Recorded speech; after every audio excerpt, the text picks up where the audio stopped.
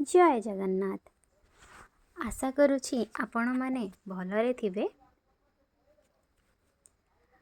आसंतु आजी रथयात्रा उपୟରେ चर्चा करिबा।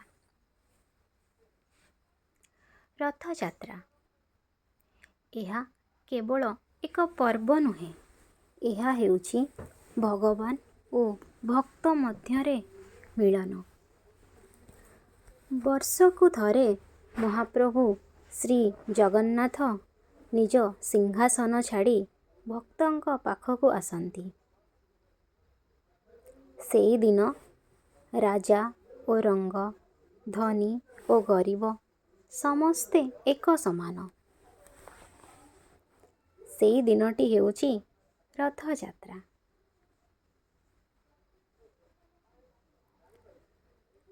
रथयात्रार अर्थ भगवान निजे भक्तंक द्वारकु जिबा। श्री जगन्नाथ कुहंती, तुमे मो पाखकु आसी पारिले नाही, मु तुम पाखकु आसीबी।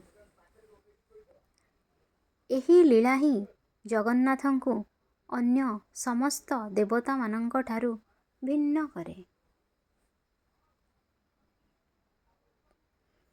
आषाढ़ मास शुक्ल पक्ष सेई पवित्र दिन श्रीमंदिरर द्वार खोले एवं महाप्रभु बड़ दांडकु आसंती। एही दिन मंदिरर नियम भांगी जाए, किंतु भक्ति जीती जाए। रथयात्रा रे तीनोटी रथ, नंदीघोष श्री जगन्नाथंक रथ, तालध्वज बलभद्रंक रथ, दर्पदलन मां सुभद्रांक रथ।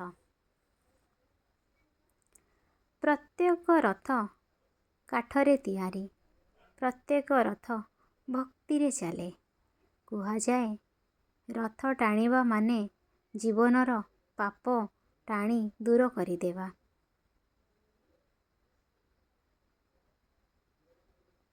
गजपति राजा सुवर्ण झाड़ूरे रथ आगरे छेरा पहरा करती। एहार अर्थ भगवान को आगरे राजा मध्य केवल एक भक्त। एही लीला शिखाए अहंकार छाड़िले भगवान मिलंती। गुंडीचा मंदिर महाप्रभुंक माउसींक घर।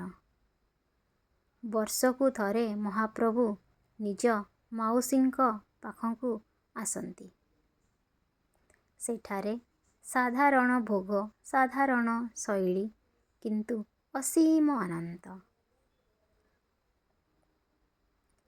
रथयात्रा दिन भक्त कांदे, भक्त हसे एवं नाचे, कारण से भगवान को निज आखिरे देखुछि।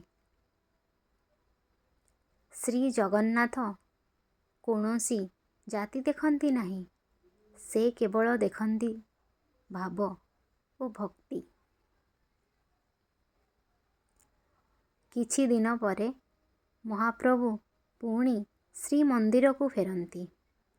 एहाकु कुहा जाए बाहुड़ा यात्रा। यह शिखाए भगवान आसंती पुणी जाआंती, किंतु भक्त सदा रहे। रथयात्रा कुहे भगवान दूरे नुहंती, भक्ति हेउछि मुख्य। अहंकार छाड़िले भगवान मिलंती। जदि जीवन रे रास्ता मिलु नहीं, रथयात्रा को मने पकाओ। भगवान निश्चय तुम रथ टाणी नेबे। जय जगन्नाथ। एभली भक्तिमय वीडियो पाई लाइक, शेयर, सब्सक्राइब करंतु। जय जगन्नाथ।